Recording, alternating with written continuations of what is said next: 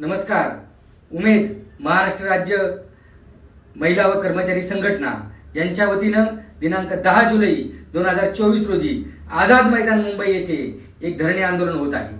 या धरणे आंदोलनाच्या माध्यमातून मायबाप सरकारकडे आम्ही एक विनंती करायला येत आहोत. मायबाप सरकारला विनंती आहे, पहिली विनंती, आमच्या उमेद अभियानाला एक स्वतंत्र विभाग म्हणून जाहीर करावं आणि या विभागामधील कंत्राटी कर्मचारी जे आहेत याला शासन सेवेत सामावून घ्यावं. आमच्या प्रभागस्तरीय जे कॅडर आहे त्यांचं मानधनवाढ झालेलं नाही.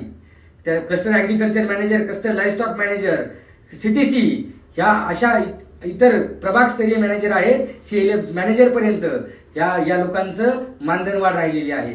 कृपया यांना आपण मानधनवाढ द्यावी. या दोन मागण्यांचा प्रमुख मागण्या घेऊन आम्ही शासना दरबारी येत आहोत आणि आम्हाला खात्री आहे महाराष्ट्राचे लाडके मुख्यमंत्री माननीय एकनाथजी शिंदे साहेब यांनी गोरगरिबाच्या कल्याणासाठी महाराष्ट्रात अनेक ऐतिहासिक निर्णय घेतले आणि हा निर्णय घेण्यासाठी ते आमच्या पाठीशी असतील. माननीय ग्रामविकास मंत्री हे देखील तळागाळातल्या गरिबासाठी काम करणारा नेता म्हणून प्रसिद्ध आहेत. त्यामुळे या गोरगरीब महिलांचे, या गोरगरीब कर्मचाऱ्यांचे प्रश्न त्यांच्या हृदयापर्यंत नक्की पोहोचतील. त्यामुळे आपल्या माध्यमातून मी मायबाप सरकारला